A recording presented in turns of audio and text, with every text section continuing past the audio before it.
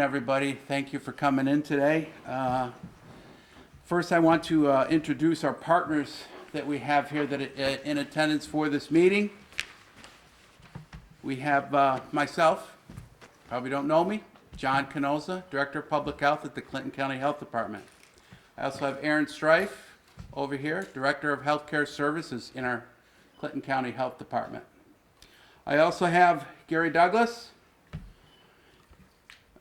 President and Chief Executive Officer, North Country Chamber of Commerce. John Bernardi, Chief Executive Officer of the United Way of the Adirondack Region. Dr. Mark Davey, District Superintendent, Champlain Valley Educational Services. Carrie Howard Canning, Chief Nursing Officer, University of Vermont CVPH Medical Center. Also in attendance are Chris Craig, Airport Director, Plattsburgh International Airport. Rochelle Gregory, Clinton County Mental Health and Addiction Services, and Clinton County Office for the Aging, Darlene Collins and Colleen Monty are also here.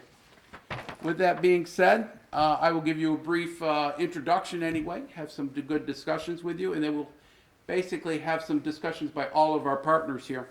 Our goal today is to provide information that will be useful to our residents as they try to navigate this period of time, staying home, on self-quarantines, business closures, and the somewhat limited resources that are available in these tough times. We will provide a brief update about Clinton County's status in terms of the number of cases, that being one case that we do have now, as well as current testing in process and what we anticipate to happen with testing in the near future. Then we'll turn the podium over to several of our other public health partners, some of whom you may not have heard from prior. They have joined us today to talk about the services that they provide, the resources that their organizations are providing during this challenging time.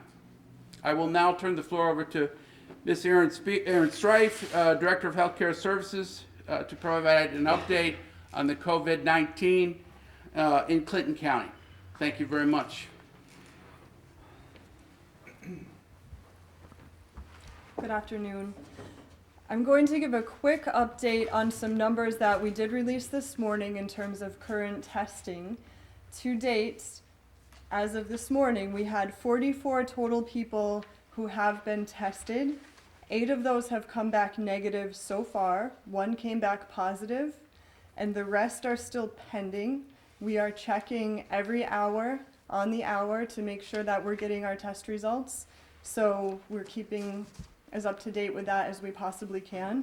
We have an additional 12 people at this time who are on quarantine, and the people who are on quarantine are either people who have been identified as close contacts of our confirmed case, or they are people who have traveled outside of the country to CDC countries of concern, and we are monitoring them for 14 days on their return to make sure they don't develop symptoms. I do want to say that everyone who we have asked to be on quarantine or on isolation has been incredibly cooperative, and we really appreciate that. On behalf of all of those people, I'd just like to say thank you. And I do have one more public service announcement that my director asked me to specifically mention, but for our own sake and our own mental well-being, while we do encourage people to stay informed using reliable news sources, take time to check in with yourself during the day, take a break from the news, do something enjoyable, and we all just need to make sure that we're taking care of our mental health right now, because this is an extremely difficult time for all of us. I'm going to just jump into some of the questions that were submitted on Facebook, and I'll be paraphrasing them, but I'd like to address these now while I'm standing here. So to clarify, the people who were identified as close contacts to our case patient have been called, and we are working with them directly. That was one of the questions, without releasing specific information on that patient, because he still deserves a level of confidentiality. Please know that we are doing everything in our power to make sure that we are identifying every last person who possibly could have come in contact with him during the time period that he would have been able to transmit and we are following up with them directly. So if you have not heard from us, please know that you have not been identified as being a close contact.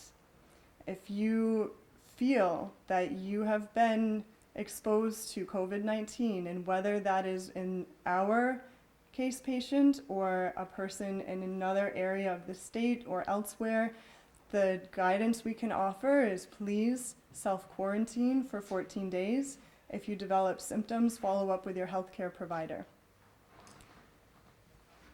So another question has to do with the test. So the person in Clinton County who was positive is included in that test count that I just stated.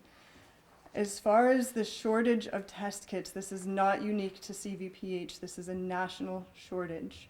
CVPH is doing their best to get a hold of additional swabs.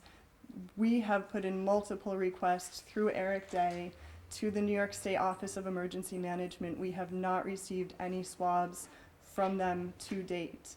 So, as of this morning, there were very few swabs available at CVPH. I know they're working hard, and I think that they'll probably comment on that when they stand here and talk to you directly, but that's an ongoing effort to procure additional swabs. Just running through some questions here. How do people with symptoms get tested exactly when there is a shortage of swabs? So right now, because there's a shortage, we have to use guidance from the New York State Department of Health on how to prioritize the people who are being tested. I can tell you that healthcare workers who are symptomatic are a priority because we do not want them working while they're sick and then potentially spreading COVID-19 if that was to be what they were infected with to other vulnerable patients. So healthcare workers are absolutely a priority for testing. The other people who are priorities for testing at this time are people who have very serious symptoms who need to be hospitalized. Again, we have few test kits. I can't even give you a number right now off the top of my head, but those are the people who we are really working to get tested, even in light of the shortage at the moment. And healthcare professionals who are identified as needing testing, can get tested now at CVPH. So we, the health department, are working closely with CVPH to identify who falls into that category. So there are also just some questions that are miscellaneous about people in the community and how they're going to go about their own day-to-day business. Some of these questions include, do I stay home? We're being told that we need to do social distancing, and we know that there are categories of the population, for example, older adults, specifically over 60 years of age, that we consider particularly high risk. So one question is from a person who lives in a household with that population, and she wants to know if she should go to work. The best guidance we can offer is if it's feasible for you to remain at home, do so. If it is not feasible financially, then maintain the social distancing and the rigorous hygiene. The hand washing is essential. Another question has to do with doctor's appointments. If you have to go to a doctor's appointment for, say, any other reason, our recommendation is that you work with that provider office so that when you get to the office, they can get you right into a room. That might mean you need to call them when you get to the parking lot, but work with that provider office to see how they want you to handle coming in for routine appointments. I can say that if you have a cough or a fever, I would not recommend that you just go into a provider office. Don't just walk into an office, call them ahead of time, and they will give you guidance on how they want to proceed. So another question here is on shopping. I do know that there are some stores, I believe Price Chopper and Dollar General, that have special hours for older adults. The extent to which we can all shop as far away from each other as possible, maintaining that 6-foot distance from other people, is important. That's just general guidance across the board. There are some stores that are open 24 hours. If it's possible for you to go in at different hours that are less likely to be as populated, by all means, please do so. Another question here has to do with travel to the Albany area, and we are asking everyone to stay home if they can possibly stay home, and to only leave their house if they absolutely have to. That means for work, that means for other medical appointments, that means to get food or other household supplies. But we would like people to stay home unless it's absolutely not possible for them to do so for whatever reason. Okay, I'm going to ask our next person to come up. Thank you, everybody. We're going to have Carrie Howard Canning come up now and talk a little bit about CVPH specific subject matters. Just want to mention in my haste to run through the list of our many partners that we have here, I did miss Mr. Eric Day in the back over here and Mr. John Redden. Eric is with Emergency Services of Clinton County. John Redden, of course, with Clinton County Department of Social Services. Carrie.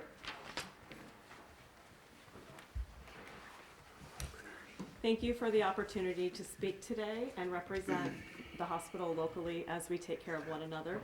Everything we're doing right now is geared towards caring for our patients, the people that work in our organization, and how we take care of our community, and we recognize the importance of our role in doing so.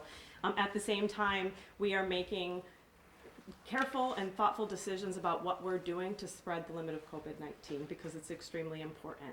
Things are changing often, as everyone involved in this knows, hourly at times. So we're working through things as they evolve. I'd like to hit some high points: visitation, elective surgery, hospital operations, and then thank folks involved and then answer a few questions along the way. So visitation, if you've been in the facility or been looking at what we're doing either on our website or previous press releases, we are doing screening at the entrances, select entrances to our organization for everyone entering the facility. We did receive direction from New York State Department of Health today that we are to suspend all visitation. So that's an extremely important message to leave with today, that we are working through the process to put that in place, and by 9 p.m. tonight, there will be no visitation at our organization, except in medically necessary ways, which will be determined by our healthcare team. Difficult decision, hard place to be, but it's extremely important to prevent the spread of COVID-19. We do understand the role of family members being present with people that are in the hospital and how hard that is. So we don't want that to be the case, but at the same time, we need to prevent the spread of COVID-19. We would ask anyone in the hospital or family members that have individuals in the hospital to consider the use of technology, the telephone. If they have a phone or an iPad or a way to connect with technology, we would like to do that, and we're working through our resources to do the same thing to hopefully have that available to people. Elective surgeries, again, making very difficult decisions around this. We have a highly skilled team that is on call at all times, and we will absolutely be able to handle any emergency that comes our way, but we have made the decision to cancel and reschedule all non-essential surgeries, procedures, or appointments within offices. We know that may cause some hardship, so if there's something that needs to be worked out in detail, we certainly can do that on an individual basis, but we're working through that process with the people involved to put those things in place. Again, if there's emergencies, we'll be able to handle those. We have people on call as we always do, and from an emergency space, it's business as usual. From a hospital operations perspective, staffing levels remain strong. We do not have issues with staffing if anyone is concerned around that, and we have a strong plan in place to manage things as the situation evolves, and we're learning as we go and making changes, as others have said to me, pivoting as needed in order to make sure we're caring for one another. Partnership from the community. We ask, as Aaron and others have said, and likely will say after me, we ask that you stay home. That's the best place to be at this point if you don't need medical care. We need the resources that we have to be in place to care for the people that need it at the facility. And if you don't need care right now, for instance, something is non-essential, we ask you to consider coming, and we want you to stay home. Social distancing, as Aaron has said, also is extremely important. So in the event that you do need to go out, that you're conscientious about distances in between people, and again, hand washing is the most important mechanism for making sure that you don't get sick and or carry something that would cause others to be sick in the spread of COVID-19. To answer some questions that came through, I'd like to answer specifically the question around, does the hospital have enough ventilators? We've heard that throughout the last week, and it's here again, and I'm sure that is on folks' minds. Can assure you we feel prepared. We have secured additional ventilators and BiPAPs already, and we continue to work with New York State to be sure what we need to take care of the community. So people should be assured that we feel prepared and we have what we need. Questions around testing, as Aaron already talked a little bit about. We do have a very limited supply currently, and we are utilizing it, as Aaron said, for patients that need hospitalization to assure we have testing available for those individuals and specific healthcare workers, as was already discussed. We are working with New York State and other resources to secure additional test kits, and we do have things in place and hope to have additional test kits in the very near future. I think what I would like to do is close by saying thank you to everyone that is working at our organization. Thank you to the families that are making sacrifices for people to be at work at our organization. This has been a very trying time, and I can tell you our team is extremely dedicated to making sure that people have what they need, and they're in a space of no different than anyone else in this room or anywhere else in the community. Things are changing, there's a lot of uncertainty, there is fear associated with it, but we have what we need and we're working together to make sure everyone in the community has what they need. Thank you. Thank you, Carrie. Appreciate it. I'd like to now turn the floor over to some of our other partners, if I could. First, I would like to turn it over to Dr. Davey, Superintendent, Champlain Valley Educational Services, and then we'll go in order from there. Thank you, Dr. Davey. Appreciate it. Thank you, Mr. Canosa. Good afternoon. Mark Davey, CVES, BOCES, District Superintendent. We have three main points we'd like to share, and then we'll expand on them very briefly. First, our schools are physically closed. Second, we're providing and continuing to provide high-quality instruction to our students. And third, we are committed and are continuing to provide support to our students and our school community. First, our schools are physically closed at this time. That includes all 16 school districts in our BOCES. That includes over 14,000 students and all of our staff. Second, we are continuing to provide quality instruction.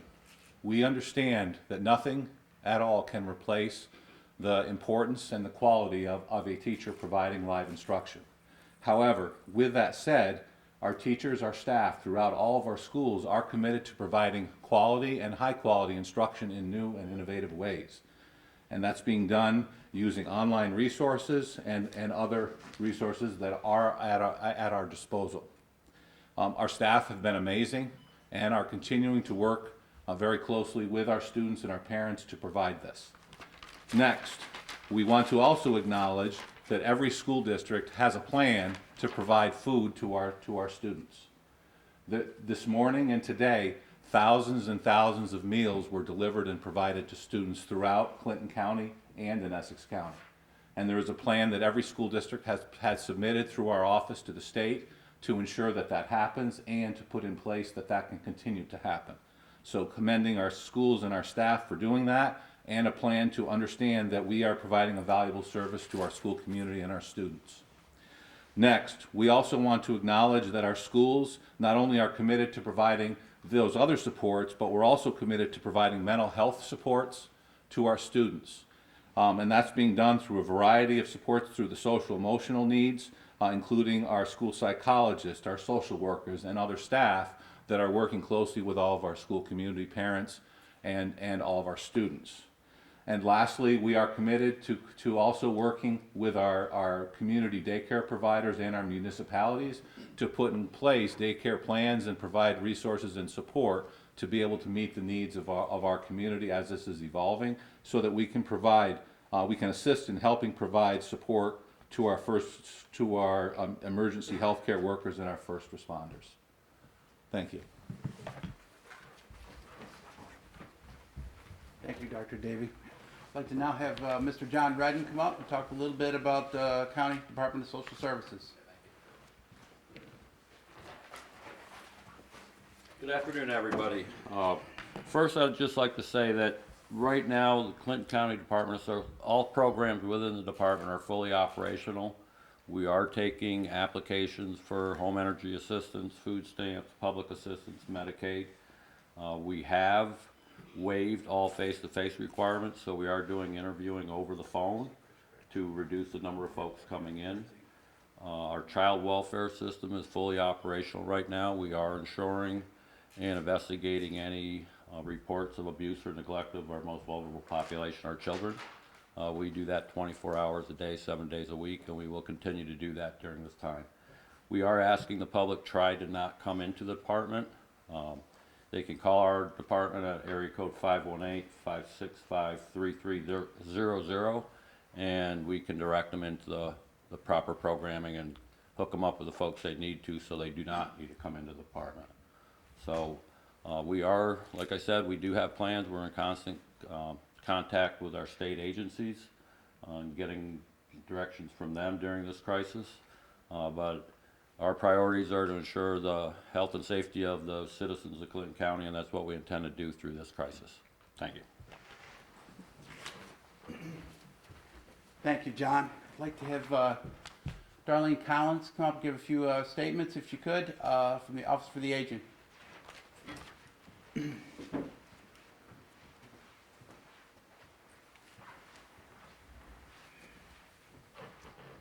We just want to make sure that our older adults in our community are aware of what programs have been suspended and which items are still available for them.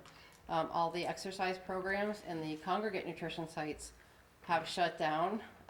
The adult day program at third age has closed as of today. The tax preparation program, the AARP offered through the senior council, was ordered shut down by AARP until further notice. Our senior outreach program that is offered through JCEO, they are still available to help if you call them. They're trying to do everything possible, avoiding face-to-face interactions, so you may have the service delivered in a different manner, but they're still available to help. Our personal care program through our expanded in-home services for the elderly program is continuing operations at this time, so the aid service is still available. Our home delivered meal program is probably the one that people are asking about the most right now. We do have plans that are in place to continue operating that program. Right now that program has not stopped, and they're actually expanding to people who used to go to the congregate sites. They're expanding the capacity to serve those people through our home delivered meal program.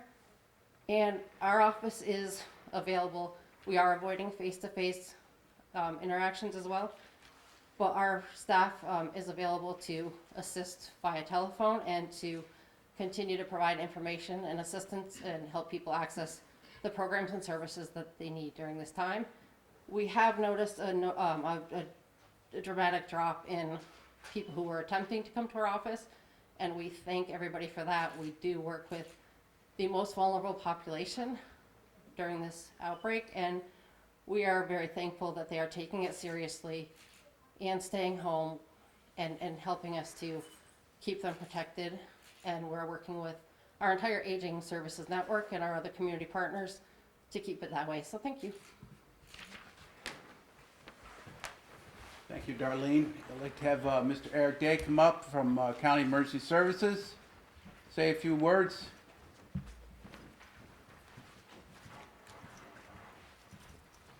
Thank you, John. Eric Day, Clinton County Emergency Services. Good afternoon, everybody. Just take a moment to say that the County Emergency Operations Center is up and running. We are operating at this point in a supporting role with our health partners, the local health department, CVPH, and in fact a lot of the medical offices as well, primarily trying to obtain resources as they are used up in our community. The County 911 Center is functioning, is staffed, and is able to handle all calls. We're doing well with that. The one message we would have with regard to 911 is if you do not have a serious life-threatening illness or emergency, we would ask that you not call 911.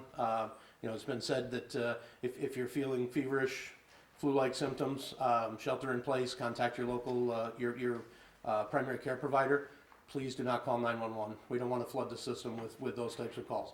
If it's a life-threatening emergency, by all means, call 911. Other than that, the County Office of Emergency Services, we've been staying in close contact with our partners in the fire service community, the law enforcement community, and of course the EMS, emergency medical responders, to ensure that they are prepared, have the proper messaging, proper understanding, and PPE. So I can assure you that at this time those services are all up and running, fully functional, staffed, not feeling any major impacts from the event at this point. And lastly, I would say that one of the other groups that we partner with often and communicate with is our utility companies, power companies, telephone, so on and so forth. We maintain communication with those folks on a daily basis over the last couple of weeks, and can report that those systems are sound and functional as well. So no concerns in that regard. And that's all I have today. Thank you. Thank you, Eric. I'd like to now have Mr. Gary Douglas come up, say a few words if we could. You all know me to be shy, but I'll see if I can say a few things. There you go. There you go. I think there are times like these that come every once in a while, different in nature, but they have a broad and substantial impact on the business community, that are when the business community needs its chamber most and needs its chamber to be at its best. And I can tell you, I'm proud of my team.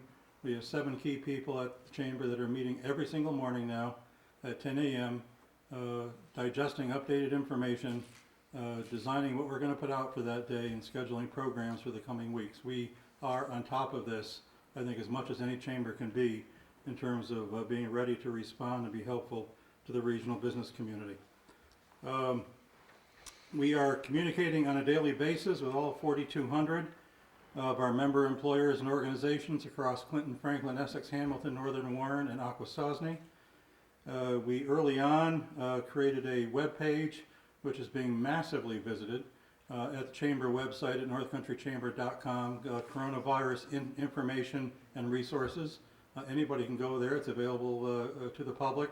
Has extensive links and other information that is updated every single day. So it's a site to not only visit once, but perhaps visit on a daily basis. And then every single weekday at least, we are issuing at least one edition of our daily dose of information newsletter going out, being blasted to those more than 4,000 recipients in the region with updated information. Things that are happening at the border, things that are happening with public programs that may assist, new executive orders from the governor or the president, new forms of assistance to provide relief and support for our businesses. All of these things, updates and new information every single day going to that audience. We are in the process of posting, if it hasn't already happened, it will before the end of today. We'll start having all of those newsletters also on that web page. So if anybody wants to go back and visit previous editions of the newsletter, they can do so. Again, these newsletters are getting a huge percent in terms of being opened and used. We encourage the regional business community to pay attention to those. I think they'll find them. There's a lot of stuff coming into the inbox on this subject. It can start to be a blur after a while. But here in the region, for region-specific localized information, be sure and open those every day and scan it. And I guarantee there's not a business in this region that won't find at least one thing in that newsletter each day that isn't of value and interest to them. So we will continue to do that. The newsletters include best practices by our employers, things that various employers are doing. MTL Cool is in there today. Mold-Right Plastics was in there yesterday, summarizing the things they're doing on their work site. We'll continue to post those sorts of things, and would welcome stories from companies who'd like to be considered to be highlighted for the good work that they're doing on site at their places of employment. We think that's valuable in and of itself for companies and businesses to see what others are doing. We have launched and will continue to expand and massage and revise as things change a Spend Local campaign, as we announced last week. While it's becoming increasingly challenging as things are closed or things have limited operations, I'll put it this way: to the degree that all of us can do so, and all of us will have ways that we can do so, maximize your spending at local businesses. Help them get through this impact. One of the things that we posted yesterday after a phone survey to accumulate all of the information was a listing also on the website now of all of our restaurants to identify those that are still open for takeout service, as well as indicating if they also do deliveries. Go there, use those, take advantage, give them some business. It's also a great way to have some great food from some of our great restaurants locally that we can't visit and go for lunch or dinner, but we can stop and do takeout or have it delivered. We're going to be doing similarly for pharmacies, and we're looking at other categories of business that over the coming days we'll be posting similar kind of information on those businesses that are having special services or provisions, curbside pickup, etc. We're looking for those as well to let us know proactively if we haven't reached you in the business community and you want to be included. Let us know things that you may be doing to enhance access to your business, because we want people to do business locally during this period. We will be assisting going forward very actively and aggressively with getting all available information to the regional business community on all forms of assistance that will become available, that is available and will be becoming available over the coming days and weeks to assist businesses in dealing with the severe impacts that they're experiencing. We want to make sure they know what's available, understand it, and then we will assist in facilitating applications or follow-ups or phone calls or whatever it may take. We will be doing, for example, a series of webinars. Our members will be hearing about one on Friday on employment law matters, so employers know their responsibilities and also benefits that are available and support systems and new provisions related to sick leave, family leave, etc. We'll be doing that for the HR community and employer community on Friday. Next week, date not set yet, but we'll be doing a similar program with the U.S. Small Business Administration on their loan programs and available assistance. Once Congress completes, hopefully this week, action on the pending legislation there that will have refundable tax credits and some other forms of intended support available, we'll do another webinar. We'll also be posting these on our website, so if businesses didn't make the actual webinar, it'll be there for them to open and watch at their convenience afterwards. So there's going to be a lot of that. So any businesses out there that are wondering, what kind of assistance am I going to be able to get, watch those newsletters we're sending out, visit the Chamber website, take advantage of the webinars and other services that we will be very actively on a weekly basis engaging in starting this Friday, and then I expect on a weekly basis, including some of the same presenters who will come back with updates as new things fall into line, new circumstances arise. So we'll be doing that. Let me update you all on the border. The border is not closed. Please do not use the word closed at the border. It creates undue perceptions. The border is about to be subjected to severe limitations on U.S. and Canadian citizens traveling across the border, but it is not closing. We expect that both governments, the U.S. and Canadian governments, will jointly be making a detailed announcement about this action within the next 24 to 48 hours. In the meantime, we have been since 7 o'clock this morning extensively reaching out in Washington and to our Canadian friends to pose questions and provide input on details related to that action. I'm going to give you an example that relates to this topic and some of the previous speakers who have been up here. It would surprise most people in the North Country to realize how many Canadian nurses and doctors commute to work in the North Country every day, all the way from Watertown to Plattsburgh. I understand there are some 75 in the CVPH system, 50 in the Adirondack Health System. They're a vital part of our healthcare community. That needs to be considered essential travel. When the Quebec government last week issued an advisory, because all they can do is advise, they don't run the border, so they can't enforce anything. But they issued, before the Canadian government did what it's in the process of doing, issued an advisory that told Quebecers, basically, thou shalt not cross the border, and if you do, when you come back, we advise you self-isolate for 14 days. Well, it provided no exceptions, it didn't talk about essential, and it created a huge amount of angst from nurses and others who weren't sure what to do. We got the Quebec government to follow up with some amendments to that that clarified some of those categories and expressly said, oh no, we don't mean to include this advisory to commuting healthcare personnel and some other, and truckers and some other categories. This time we're trying to get ahead of it. We spoke this morning to Congresswoman Elise Stefanik. We spoke to Senator Schumer's office. I had a call from Senator Kirsten Gillibrand, all engaged in outreach in Washington and in Canada, and will continue to on some of these specifics ahead of the curve of the actual detailed announcement. I'm pleased to say that there now is an assurance from Homeland Security that when this thing is announced in the next day or two, it will explicitly exempt commuting healthcare personnel across the border. So that will allay fears and prevent any confusion or any misunderstandings. So I'm pleased with the work that we're doing in those kinds of ways, and the engagement from our congresswomen and our senators in doing these things and staying on top of this. I have some emails to take a look at as soon as I get back to the office that are updates on all of this. The border will not be closed to trade and commercial activity. So for an area like ours, where our large and growing manufacturing community is especially cross-border in nature in terms of being sister companies of Quebec-based companies in many cases, in almost all cases having cross-border customers and supply chains, they would have a right to be very concerned if there was going to be any interruption in commercial activity. There will not be. And it makes sense if you think about it. A lone trucker picking up something in a loading dock in Montreal, dropping it in Plattsburgh and returning is having minimal, if any, personal interaction. And most of our companies, in fact, have implemented procedures that further minimize the necessity for incoming shipments and the truck drivers to actually interact with their personnel. So good news on that front in terms of the overall commercial activity continuing north and south over the border.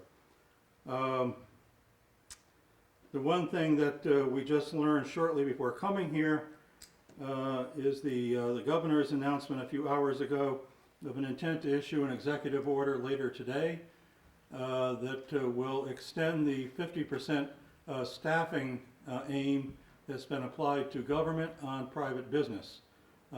We are assured that there are going to be a number of categories that are duly exempted from that. We're waiting to see that. I'm getting tons of questions from our member employers. Gosh, is this going to affect me? Because I don't really see how our operation can get to that level. We have posed a number of those situations and those questions to the governor's staff. While I was sitting here, I had an acknowledgement at least that they have heard us. Thank you for the input. We'll be back to you later. It's at least nice to know somebody opened the email and they at least have seen what we put in. It has been looked at and is being considered.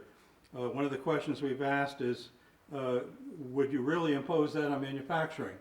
I don't know of any of our manufacturers who aren't already doing this to the extent that they logically can. In terms of their offices and their support personnel, those functions where people can work off-site, can work from home. But for most of our manufacturers, a certain number of people that are needed on the assembly line for the product to come through and go out, you can't just reduce that by 50% or the product can't be produced. So we're posing those questions, we're getting answers.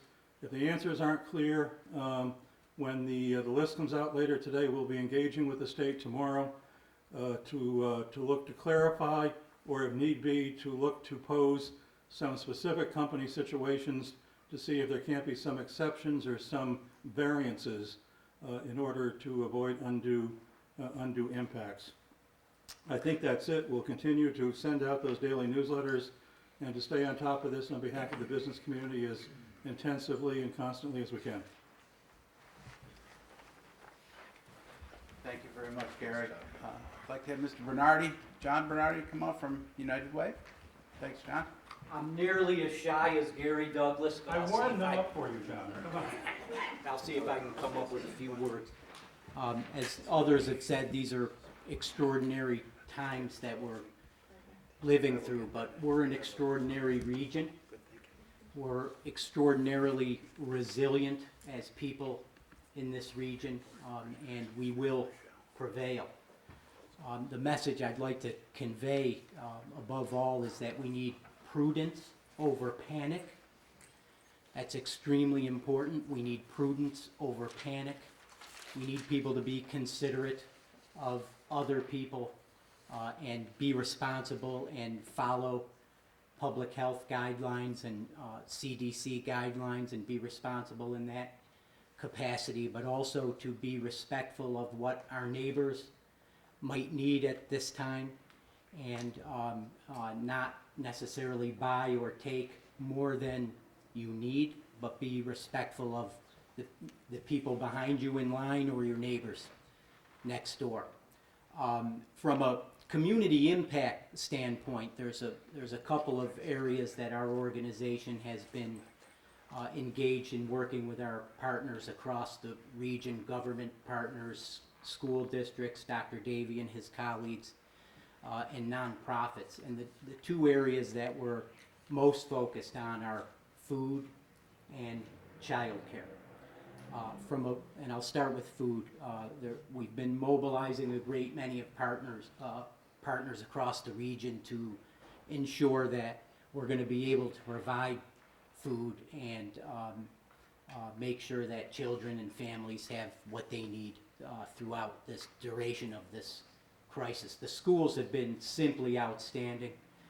What Dr. Davy and his colleagues have done, and Dale Bro in Franklin County and that group of superintendents is truly outstanding. He and I were on the phone together Sunday morning strategizing about some things, and they've really stepped up. The schools are doing an outstanding job with a very difficult situation, as Mark said, delivering food and making meals available to students and families within their district.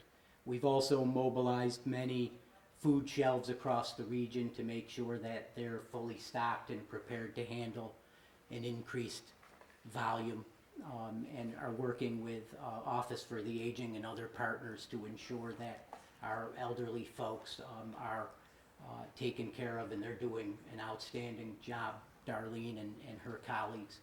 I'm confident that we're going to be able to prevail and endure this crisis from a food perspective. But again, I would encourage people to be mindful of their neighbors and their friends and their colleagues and people who are also needing to make sure that their needs are met.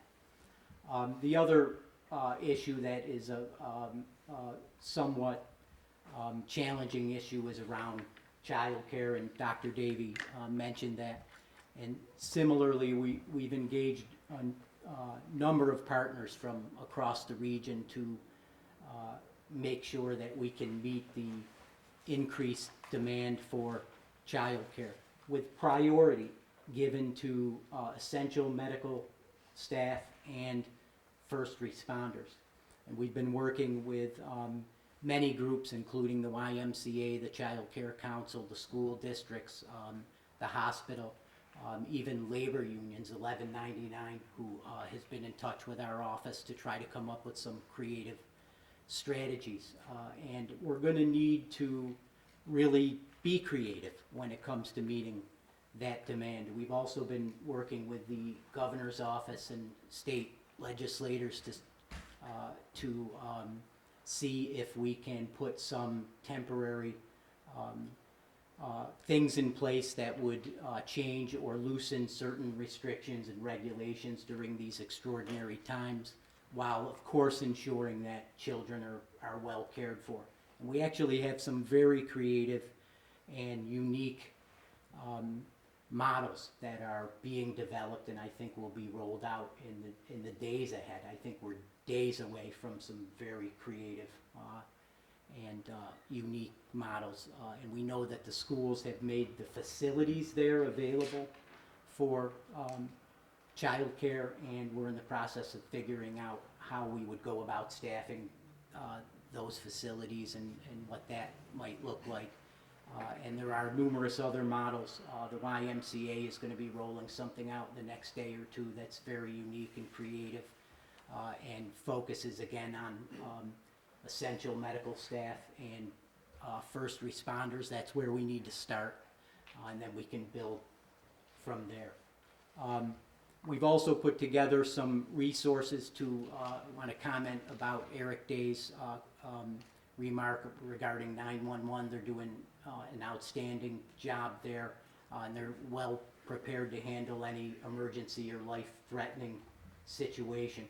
For those situations that are not life-threatening, we would encourage people to utilize 211, which is an information and referral system for health and human service needs across the region. Again, if it's life-threatening, use 911. If it's not and you need information or a referral, use 211, which helps alleviate the burden on the 911 system. We've also put together, at the request of the school districts, a listing of community resources across the region, Clinton, Essex, Franklin, and Hamilton counties. And it's on the table over there by the door if you'd like to take one. And that breaks down certain service areas, food and basic needs, family needs, public health, and mental health and counseling. And we've identified the resources that are available for people to call. And 211, of course, is also a general gateway for people. So we're working hard on this, and I say we, I mean the entire region, all the partners that are here in this room and beyond as well. I've never seen a region come together the way we can, and I'm certain that, again, we will prevail.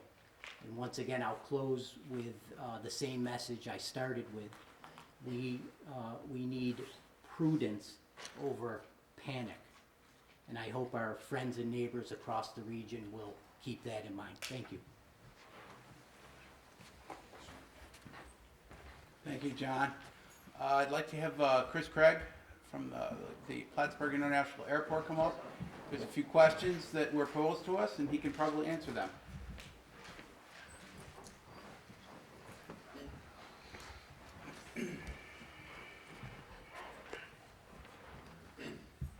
Good afternoon. I guess I'll answer the questions by way of just making a brief statement. At this time, the airport still continues to operate under normal conditions. We have been in contact with the Public Health Department and our other local, state, and federal partners regarding the response to the COVID-19 outbreak. We communicate daily, if not hourly, as we receive guidance, and that guidance is reviewed and integrated into our plans. I know there was a couple questions about air travel specifically. One was specific to the airline industry. The airline industry is undergoing unprecedented changes right now, daily if not hourly. I've received several communications today just on the changes that have taken place today across the airline industry. Bringing that to the local level, at this time, the only airline that has contacted the airport, contacted me regarding changes to their schedule, has been Allegiant. They notified me yesterday that 3 of their flights that they have scheduled in the April timeframe that were duplicate flights for service down to Orlando. They had 2 flights on 3 days during April, that they've reduced that frequency down to 1 flight per day. United and Spirit continue to operate their schedules as normal. Again, that's this afternoon. Things have been changing, on an hourly, if not daily basis, so that could very well change. And as those changes occur, they will certainly be put out to the public. As far as passenger traffic, we have seen a decrease in passenger traffic, and it's people are making that decision whether to fly or not. If they don't need to fly, they're not flying. If they have to fly, they're taking the necessary precautions as far as the social distancing, the washing of hands, covering the mouth, those things. And if they're sick, they're staying home. The airlines have not ceased operations. We have not closed the airport until or unless we're dictated to do so. The airport will remain open. As far as the 10-person rule, it's not, we have received no guidance on whether to implement that. From what my understanding is, it is a recommended. As far as in the airport, as most of you know, it's not practical to limit, because if you have folks flying out. But again, like I said, they are practicing those social distancing procedures or guidelines that have been recommended by CDC and the local public health officials. And again, like I said, the airline industry is going through tremendous change right now. And, you know, as things change, we'll certainly get that word out. As far as our passengers themselves, it's no secret that there's a lot of cross-border traffic. We get a lot of our passengers from north of the border, just like a lot of the other businesses in this community benefit from that cross-border traffic. We're getting updates. We've been in contact with the chamber and with the border regarding the changes to the crossings, you know, the proposed changes or the upcoming changes to the border crossing, eliminating the essential operations only or essential travel. As we get those updates, we'll post those on our website. I encourage folks that are flying to contact their airlines with questions about their upcoming flights, changes to their tickets, and any other questions they may have about their travel plans. They can also go out to the airport's website. We have a page out on the website dedicated to the COVID-19 virus. There's links to the airline websites, and the information available through those websites about your travel changes is also available on those websites. As far as our response plans at the airport themselves, as I previously discussed, the airport has an all hazards plan that covers a multitude of scenarios. One of those scenarios includes the response to a communicable disease outbreak. We have been reviewing that plan. We've been integrating guidance we've received from CDC public health officials. Earlier this week, we met with some of our local state and federal partners to go over that plan and update it in light of the ongoing outbreak. And you know, we're doing what we can do at the airport. Cleaning is ongoing. Our cleaning staff has been they've ramped up their cleaning of high traffic areas. That is continuous and ongoing. And you know, and along those lines, the airlines also have guidelines regarding protocols regarding the cleaning of the aircraft. That's out there on the CDC website, and each of the airlines have their own protocols on that. Again, we're open as of the moment. We're open under normal operations. We're managed or staffed to operate currently, and we're continuing what we can do to support, you know, the public, the community, and ensure the safety and security of the traveling public. Thank you. Thank you, Chris. I'd also like to have Rochelle Gregory with Clinton County Mental Health and Addiction Services come up. We had a couple of questions from Facebook that she would be perfect to answer.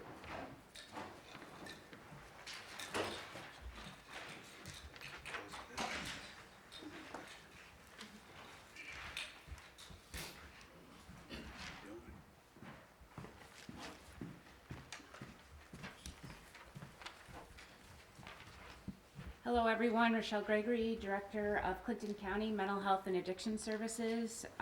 Some of the comments on the Facebook page have been that people are scared, people suffering with behavioral health, including mental health and addiction services, need additional support.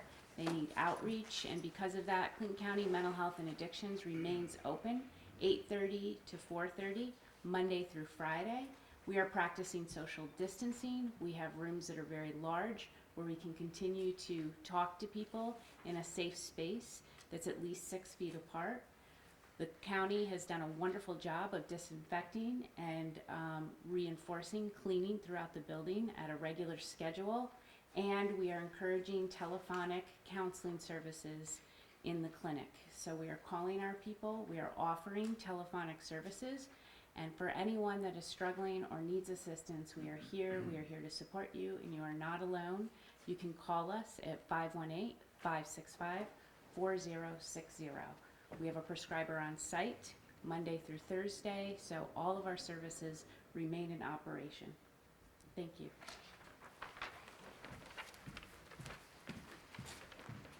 Thank you, Rochelle. Before I turn it over to any questions you might have, I just want to say, first of all, thank you to all our partners, county agencies that came here to have a good discussion, not only with the press, but with the public. We appreciate all of you for attending and submitted questions from Facebook. While we appreciate the opportunity to respond directly to your concerns. We may not have always been able to today answer every question that we did receive, especially for those with individual specific circumstances. We hope that the information shared today provides guidance for you as you make decisions about yourselves and for your families.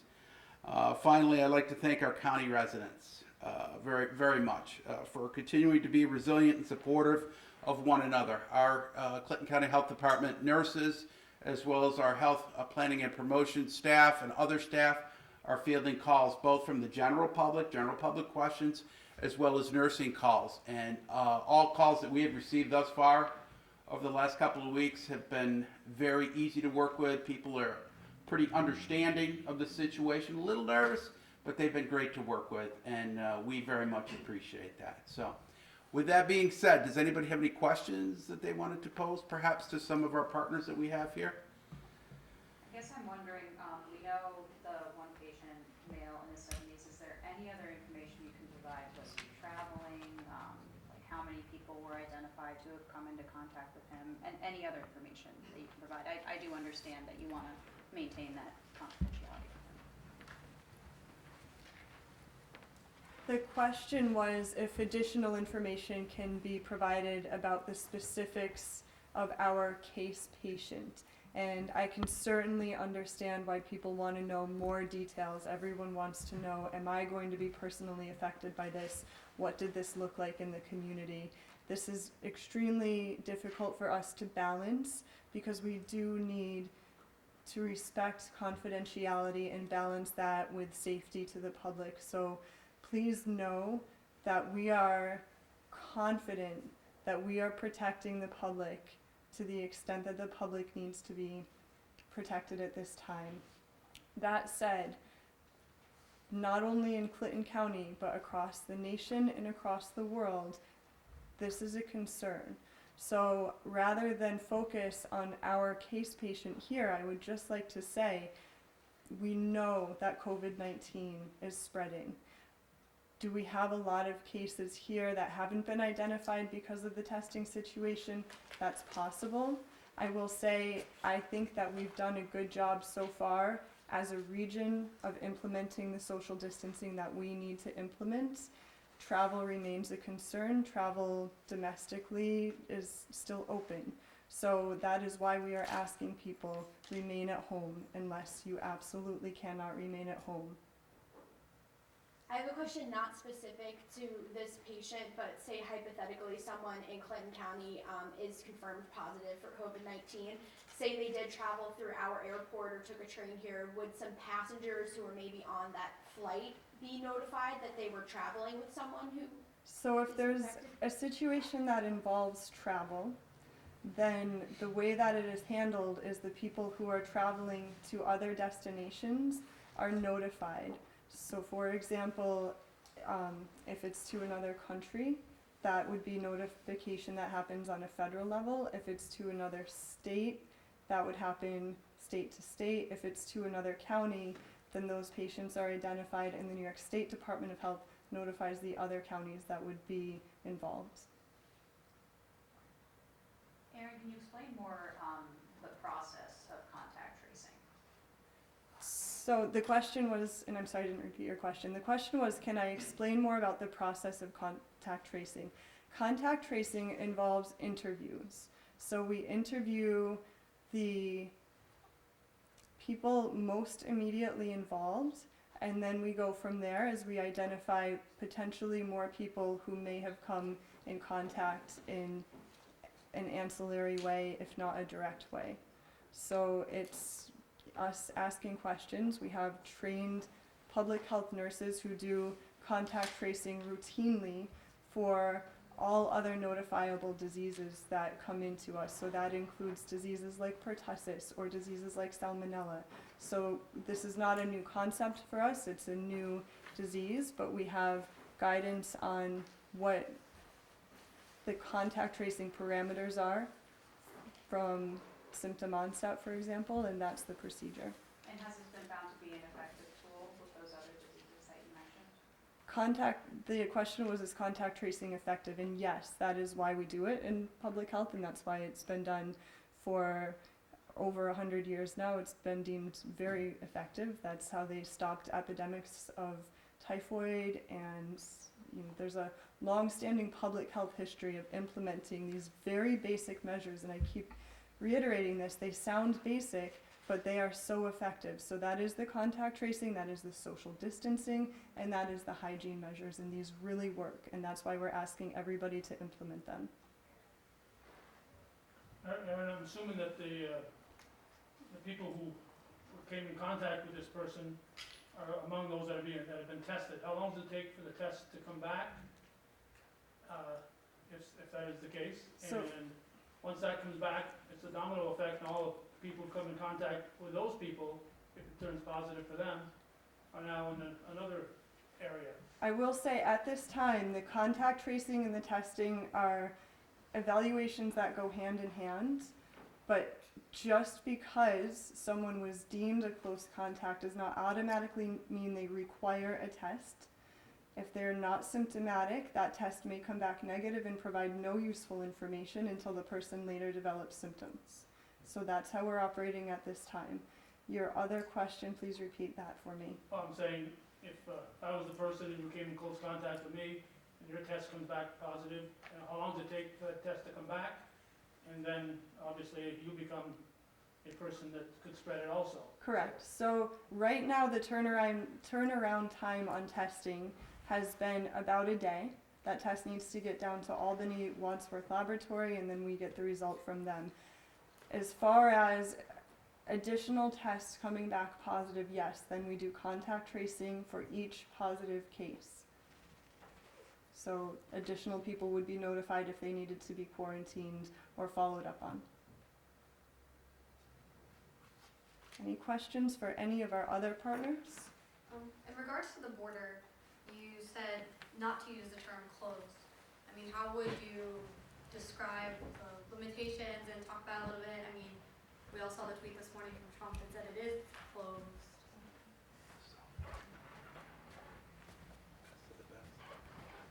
It's not closed. Closed would mean nothing's going across it. It is not closed. It's clearly remaining open to one of the largest elements of travel back and forth across the border, which is commercial activity. So right away, this is the fourth busiest commercial crossing in the country between the U.S. and Canada here at Champlain, New York. And so that massive amount of activity will continue to go up and down this corridor. There will be substantial restrictions on non-essential travel in cars and by individuals crossing the border. Frankly, it's all, as I said in some interviews today, well, what impact is this going to have on Canadians coming to your area? I don't think it's going to have a lot of impact because the impact has already come. You just had to drive around Cornelia Street last Saturday, which was a beautiful Saturday day, and compare it to the weekend before. The Quebec plates were not on the street. I counted 12 on a day when, a quarter of the traffic would be Quebec plates. So really the public has already elected to cease cross-border travel substantially unless they need to do it. So in a sense, this is following what's already happening. So it isn't that this is going to cause the impact of loss of business. As long as we keep commercial activity going and keep essential travelers, those categories being able to cross, this isn't what's causing the diminishment. You go up to Champlain now, you might be one or two cars going through. So it's already happening without this action. What term would you use though, Gary? Would you say limited access? Limited access, restricted, essential only. Essential only plus commercial. But the thing with closed is there are some people that will and can do activity across the border. It makes it sound like everything is shut down and customs is going home, and that's not. We don't want that extreme notion because there are categories that can cross, and particularly for our business community, their commercial-related shipping activity continues. Dr. Davey, with the school year being disrupted here for a month right now, I would think that maybe we're looking at a later finish to the school year. Obviously, these kids are missing a whole month worth of education. No matter how much homework they're doing, it's not the same as being in this classroom. Sure.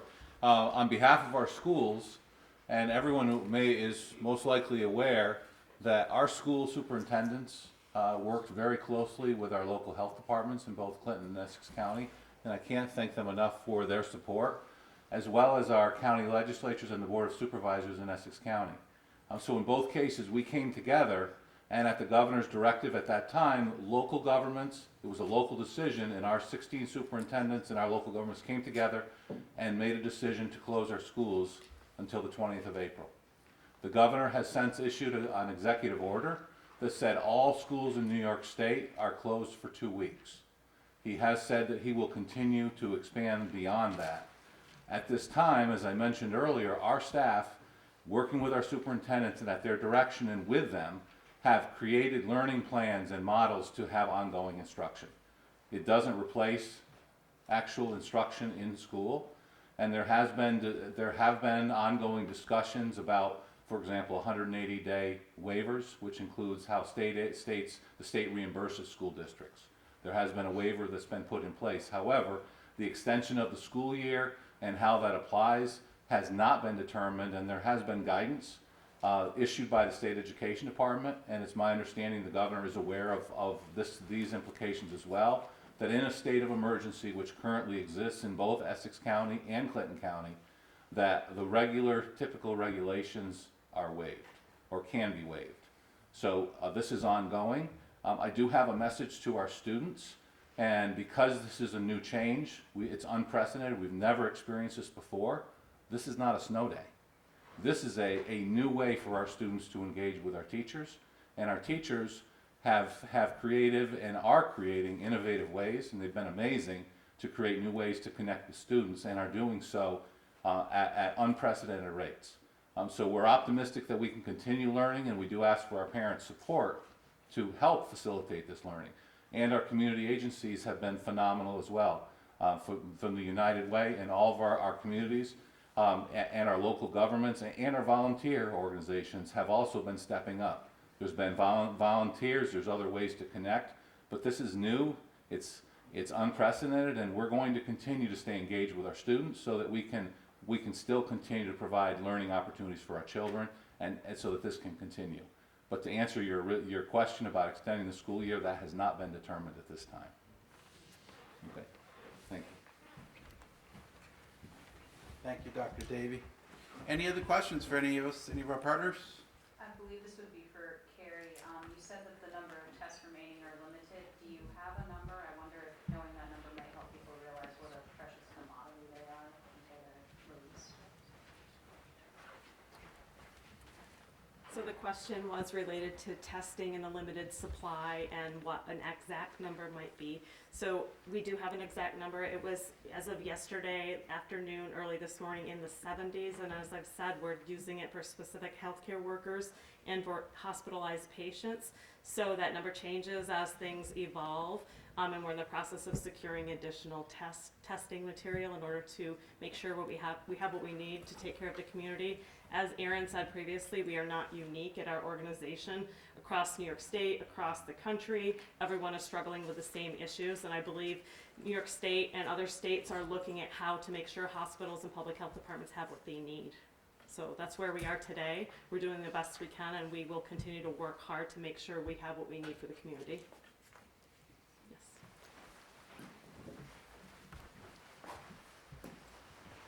I know that Eric Day, every day I talk to Eric, and the one thing that every day has in common is, Eric, please find me more test kits, whatever it takes for the hospital. So he can speak about that. He's trying. Actually, no, I'm coming up to the podium to say a brief word on behalf of County Administrator Mike Zerlo, who had to step out and go to a governor's conference call, actually. Michael asked me to mention that the county is currently working to be, and I think as of today or tomorrow, will be in compliance with the governor's mandate for 50% staff reduction. As you've heard from my coworkers at the county with the various departments, we're all still available, we're all still working, we're all still trying to provide all the services that we do on a daily basis with a reduced number of folks to be in compliance. So we simply ask patience and continue to seek out the help that you need. We're here, but in some cases it might take a little bit longer with half the staff. So that was all. Thank you. Thank you, Eric. Any other questions? Well, thank you very much for attending. Thank you to the partners again. Appreciate it, everybody. Have a good afternoon.